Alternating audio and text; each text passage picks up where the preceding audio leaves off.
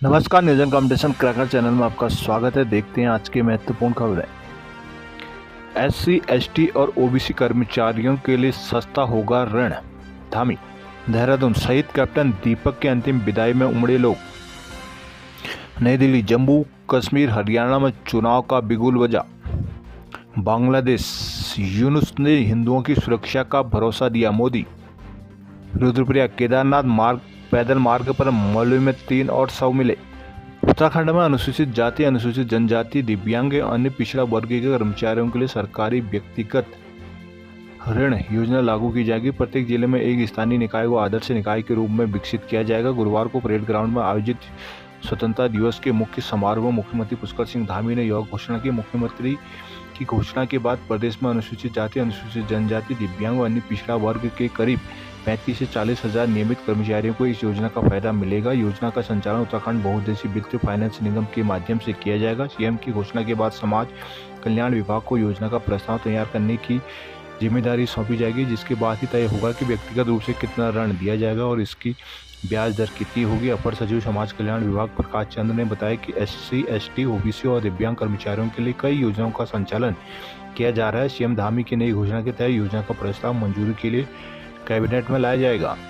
नई दिल्ली, भारत में निर्वाचन आयोग ने शुक्रवार को जम्मू कश्मीर और हरियाणा विधानसभा चुनाव की तारीखों का ऐलान कर दिया है। मुख्य निर्वाचन आयुक्त राजीव कुमार ने दिल्ली स्थित विज्ञान भवन में बताया कि जम्मू कश्मीर में 3 चरणों में, हरियाणा में 1 चरण में मतदान होगा और 4 अक्टूबर को नतीजे आएंगे। आयोग ने महाराष्ट्र विधानसभा चुनाव की तारीखों की घोषणा नहीं करके सभी को चौंकाया। हालांकि यह साफ कर दिया है कि जम्मू कश्मीर और हरियाणा के चुनाव संपन्न होने के बाद महाराष्ट्र और झारखंड में भी चुनाव की घोषणा की जाएगी। केंद्र सरकार ने अगस्त 2019 में विशेष राज्य का दर्जा देने वाली संविधान के संशोधन 370 को खत्म कर केंद्र शासित प्रदेश बनाए जाने के बाद जम्मू कश्मीर में विधानसभा का यह पहला चुनाव है। सीईसी राजीव कुमार ने निर्वाचन आयुक्त ज्ञानेश कुमार और एसएस संधू की मौजूदगी में दोनों राज्यों के चुनाव कार्यक्रम की घोषणा करते हुए कहा कि हम जम्मू कश्मीर और हरियाणा की विधानसभाओं के लिए स्वतंत्र, निष्पक्ष, पारदर्शी, सहभागितापूर्ण, सुलभ, समावेशी और सुरक्षित चुनाव कराने के लिए प्रतिबद्ध हैं। उन्होंने कहा कि इसमें सभी प्रवर्तन एजेंसियों, जिलाधिकारी को समुचित आदेश दिए गए हैं ताकि सभी राजनीतिक दल उम्मीदवारों को चुनाव में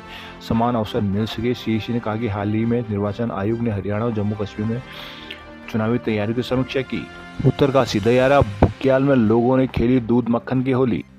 उत्तरकाशी के दयारा बुग्याल में प्रसिद्ध अंधूड़ी उत्सव विंटर फेस्टिवल शुक्रवार को धूमधाम से मनाया गया। इस लोक उत्सव में मक्खन मट्ठा की होली खेलने के साथ ही प्रकृति की पूजा की गई। खास तरह के इस लोक उत्सव में पहुंचे पर्यटक और स्थानीय ग्रामीणों ने मखमली बुग्याल में मक्खन मट्ठा व मक्खन की जमकर होली खेली और इन्हें लम्हों को यादगार बनाई। उत्सव में मनाने के लिए उत्तरकाशी, देहरादून, टिहरी, ऋषिकेश आदि कई स्थानों से पर्यटक भी पहुंचे थे। साथ ही रैतल, नतीण, भटवाड़ी और कार और बदाणी से भी ग्रामीण सोमेश्वर देवता को डोली के साथ दयारा बुग्याल पहुंचे। उत्तरकाशी मुख्यालय से 42 किलोमीटर की सड़क दूरी पर भटवाड़ी ब्लॉक के रैथल गांव से 8 किलोमीटर पैदल दूरी पर स्थित 28 वर्ग किलोमीटर में फैला दयारा बुग्याल में सदियों से अंधूड़ी उत्सव मनाया जा रहा है। इस उत्सव में शामिल होने के लिए दूर दूर से पर्यटक यहां पहुंचते हैं तथा यहां मखमली घास और मक्खन तथा मट्ठा की होली खेलते हैं। शुक्रवार को दयारा बुग्याल में आयोजित बटर फेस्टिवल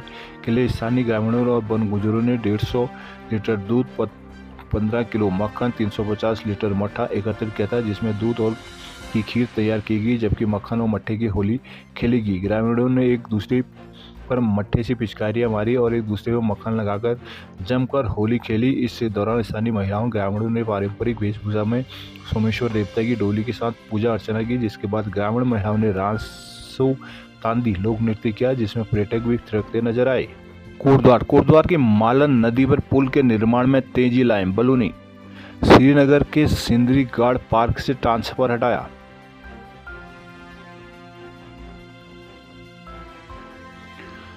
गढ़वाल सांसद अनिल बलूनी ने बीते दिवस को मालन नदी में निर्माणाधीन पुल का निरीक्षण करते हुए अधिकारियों से पुल का निर्माण कार्य जल्दी पूरा होने की तारीख तय करने के निर्देश दिए। इस मौके पर लोक निर्माण विभाग के अधिकारियों ने बताया कि अगले साल अप्रैल माह में पुल को आवागमन के लिए हर हाल में खोल दिया जाएगा। पुल के निर्माण कार्य में तेजी लाने के निर्देश के देते हुए बलूनी ने कहा कि सीएम पुष्कर सिंह धामी पुल के उद्घाटन कार्यक्रम में आएंगे। निरीक्षण के दौरान सांसद के साथ लोक निर्माण विभाग अधिशासी अभियंता बीपी सिंह, एसडीएम सोहन सिंह सैनी शामिल है। मालन नदी का पुल क्षेत्र प्रमुख समस्याओं में शामिल है। सांसद के कोटद्वार आगमन को देखते हुए स्थानीय भाजपा नेता उन्हें मालन नदी पुल निरीक्षण पर ले गए थे। इस मौके पर भाजपा जिलाध्यक्ष वीरेंद्र रावत, प्रदेश प्रवक्ता विपिन कैंथोला, पूर्व विधायक शैलेंद्र रावत, राजगौरव नौटियाल समेत विभिन्न विभागों के अधिकारी मौजूद रहे। केदारनाथ पैदल मार्ग पर 15 दिन बाद भेजे गए यात्री। मुख्यमंत्री पुष्कर सिंह धामी के निर्देश के बाद ठीक 15 दिन बाद केदारनाथ पैदल मार्ग में यात्रियों का एक दल केदारनाथ धाम दर्शन के लिए निकला। शुक्रवार को निकले इस दल में जिला प्रशासन ने जाने की अनुमति दी थी। यात्रियों के दल के साथ सुरक्षा कर्मी भी भेजेगी। हालांकि इस यात्रा दल को ट्रायल के रूप में भेजा गया। केदारनाथ धाम के लिए आपदा के 15 दिन बाद प्रशासन ने यात्रियों को केदारनाथ जाने की अनुमति दे दी है। शुक्रवार को यात्रियों की सुरक्षा कर्मियों के साथ सोनप्रयाग से केदारनाथ के लिए रवाना किए गए। केदारनाथ धाम की यात्रा शुरू करने के लिए शासन प्रशासन द्वारा लगातार प्रयास किया जा रहा है। पैदल मार्ग पर डेंजर जोन पर DDMA लोक निर्माण द्वारा क्षतिग्रस्त मार्ग को आवाजाही के लिए तैयार किया गया है। उप जिलाधिकारी मुख्यमंत्री अनिल शुक्ला ने बताया कि केदारनाथ पैदल मार्गों को पैदल आवाजाही के लिए तैयार किया गया है। हालांकि अभी कुछ स्थानों पर रोलिंग लगाने का काम शेष है। ट्रायल के रूप में शुक्रवार को 1 दर्जन यात्री केदारनाथ भेजा गया। जल्दी यात्रियों को भी केदारनाथ जाने की दिया जाएगा। पैदल मार्ग पर 260 मजदूरों ने 15 दिन के अंदर कड़ी मेहनत करके केदारनाथ पैदल मार्ग की मरम्मत की थी। अधिकारियों का दावा कि जल्दी केदारनाथ पैदल मार्ग को और बेहतर बना लिया जाएगा। कर्णप्रयाग सिमली में चंडिका देवी की वन यात्रा। BKTC CEO ने बद्रीनाथ केदारनाथ में व्यवस्थाएं जांची। रुद्रनाथ धाम में रुद्रा महाभिषेक का पूर्णाहुति के साथ समापन। बद्रीनाथ केदारनाथ मंदिर समिति BKTC के नए मुख्य कार्यकारी विजय प्रसाद थपरियाल ने केदारनाथ धाम के निरीक्षण के बाद केदारनाथ धाम में यात्रा व्यवस्थाओं का जायजा लिया। साथ ही मंदिर समिति कार्यालय, विश्राम गृह और संस्कृत विद्यालयों का भी निरीक्षण किया। BKTC में उत्तराखंड शासन ने प्रतिनियुक्ति पर आए नवनियुक्त मुख्य कार्याधिकारी विजय प्रसाद थपरियाल शुक्रवार को केदारनाथ धाम पहुंचे। भगवान केदारनाथ मंदिर में पूजा अर्चना और जलाभिषेक करने के बाद उन्होंने व्यवस्थाएं देखी। मुख्य पुजारी शिव शंकर लिंग ने पूजा अर्चना संपन्न कराई, जबकि मुख्य कार्याधिकारी को अंग वस्त्र उड़ाकर स्वागत किया गया। देहरादून आउटसोर्स संविदा शिक्षकों का मानदेय बढ़ाने की तैयारी। देहरादून राज्य में डिग्री कॉलेज, माध्यमिक स्कूल और राजीव नवोदय विद्यालयों के अतिथि और संविदा शिक्षकों का मानदेय जल्द बढ़ सकता है। सरकार तीनों श्रेणियों के शिक्षकों के वर्तमान मानदेय में संशोधन की तैयारी कर रही है। शिक्षा मंत्री डॉक्टर धन सिंह रावत ने इसकी पुष्टि की है। उन्होंने कहा कि पहले माध्यमिक स्कूलों के अतिथि शिक्षकों का मानदेय बढ़ाने पर विचार किया जा रहा है, लेकिन इसकी वजह से अन्य श्रेणी शिक्षकों के मानदेय में विसंगति पैदा हो जाएगी। इसके लिए सरकार ने सभी श्रेणियों में बदलाव का निर्णय लिया है। जल्दी इस प्रस्ताव वित्त विभाग को भेजा जाएगा। तीनों श्रेणियों में शिक्षकों की संख्या 5000 के करीब है। वर्तमान में राज्य के डिग्री कॉलेजों के अतिथि शिक्षकों को प्रतिमाह 35,000 रुपये मानदेय मिलता है, जबकि माध्यमिक स्कूल में तैनात अतिथि शिक्षकों को इस वक्त 25,000 रुपये मानदेय दिया जाता है। राजीव नवोदय विद्यालयों के LT शिक्षकों को 27 और प्रवक्ता कैडर शिक्षक को 30,000 रुपये का मासिक मिलता है। सूत्रों के अनुसार शिक्षा मंत्री डॉक्टर धन सिंह रावत के निर्देश में पूर्व माध्यमिक शिक्षा निदेशक महावीर सिंह बिष्ट ने अतिथि शिक्षकों को मानदेय 25,000 से बढ़ाकर 40,000 रुपये मासिक करने का प्रस्ताव शासन को भेजा था। स्वतंत्रता दिवस पर शिक्षकों के लिए धरने पर बैठे छात्र। अल्मोड़ा पालिका के उच्चीकरण में लगा सकते हैं आपत्तियां। बागेश्वर में छात्रों ने निकाली कैंडल मार्च। उत्तराखंड में 24 घंटे कार्य बहिष्कार पर रहेंगे डॉक्टर।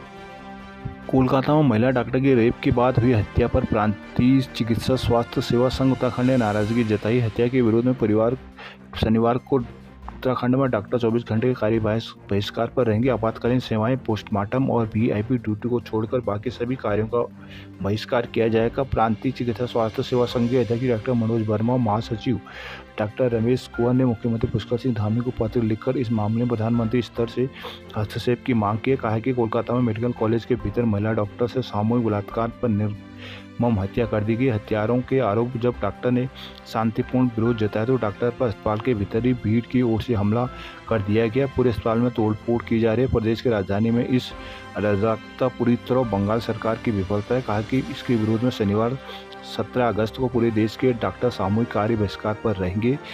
शनिवार सुबह 6 बजे से रविवार सुबह 6 बजे तक OPD और इलेक्टिव सर्जरी नहीं की जाएगी। कहा कि अस्पताल व अस्पताल कर्मियों के लिए जो प्रोटेक्शन एक्ट बना है, पुलिस की ओर से अधिकतर घटनाओं में इसका इस्तेमाल नहीं किया जा सकता। चंपावत बग्वाल मेले में ढोल नगाड़ों की गूंज के साथ हुई सांगी पूजा।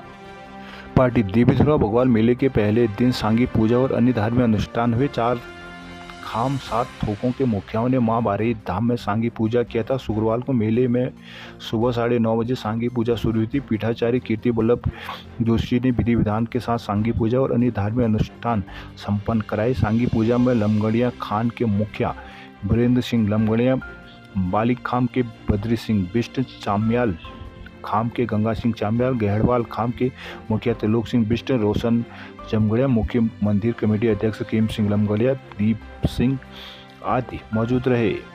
बांसपुर के धुरिया हरसान में विभागों ने लगाए स्टॉल, किच्छा में अवैध कॉलोनियां की गई ध्वस्त। हल्द्वानी के जामने सांसद अजय भट्ट और ओलंपियन सेन के चौड़ाए पसीने।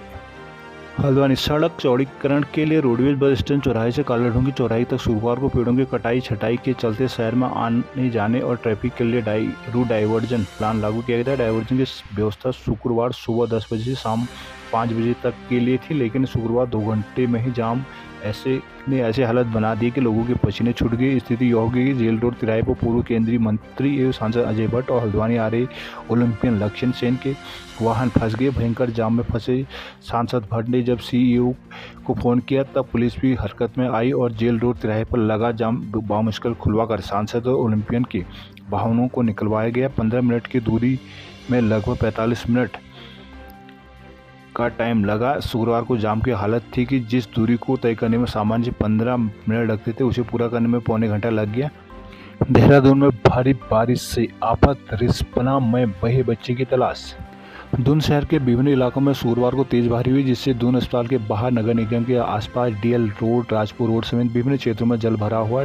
ड्रेनेज सिस्टम फेल होने से कई जगहों जलमग्न हो गए। इस दौरान वाहन चालकों और राहगीरों को दिक्कतें हुई। फिलहाल उधर रिस्पना में बहे बच्चे की तलाश देर शाम तक जारी रही। दोपहर करीब 3 बजे के आसपास दून शहर में तेज बारिश हुई। महज 1 घंटे की बारिश से डीबीएस कॉलेज के बाहर डालनवाला, प्रिंसी चौक, लैंसडाउन चौक, दून अस्पताल चौक, तहसील चौक, चकराता रोड, मोहिनी रोड, रिस्पना पुल समेत कई इलाकों में जलभराव की स्थिति देखने को मिली। वहीं नगर आयुक्त गौरव कुमार ने आपदा कंट्रोल रूम में तैनात कर्मचारियों को अलर्ट रहने के निर्देश दिए।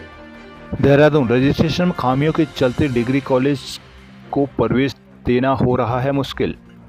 गढ़वाल विश्वविद्यालय से संबद्ध दून के 4 बड़े कॉलेजों में दाखिले की इच्छा रखने वाले छात्र छात्राओं को मुसीबत खत्म होने का नाम नहीं ले रही। पहले तो विश्वविद्यालय व समर्थन पोर्टल की ओर से कॉलेजों को मेरिट बनाकर नहीं दी गई। अब कॉलेज मेरिट बना रहे हैं तो छात्रों को रजिस्ट्रेशन में कई तरह की खामियां दिख रही हैं। अब उनके भरे के विकास विकल्प के अनुसार उनको दाखिला देना मुश्किल हो रहा है। गढ़वाल विश्वविद्यालय 1 से 11 अगस्त तक दाखिलों के लिए कॉलेजों विषयवार रजिस्ट्रेशन समर्थन पोर्टल पर करवाए थे, जिसके बाद 12 अगस्त से छात्र छात्राओं को संबंधित कॉलेजों में दाखिले दिए जाने थे। इसके लिए विश्वविद्यालयों व समर्थन पोर्टल की ओर से कॉलेजों को 12 अगस्त को छात्रों को मेरिट दी जानी थी, लेकिन विश्वविद्यालय ने 14 अगस्त को केवल छात्रों की लिस्ट कॉलेजों को दे दी, जिसके आधार पर कॉलेज खुद ही मेरिट बना रहे हैं। एमकेपी में कई छात्रों ने दाखिले के लिए रजिस्ट्रेशन करवाए, लेकिन उनको वहां दाखिला नहीं मिला। ऐसे में कॉलेज प्रशासन में परेशान है और छात्राएं भी, क्योंकि उन्हें हम इसके पास दाखिले का कोई विकल्प नहीं है। एमकेसी की प्रधानाचार्य डॉक्टर सरिता कुमार ने बताया कि कई छात्रों को रजिस्ट्रेशन हुए हैं, लेकिन उनके दाखिला नहीं दिया जा सकता। देहरादून नगर निगम के 72 वार्डों का परिसीमन 8 पर फंसा पेंच।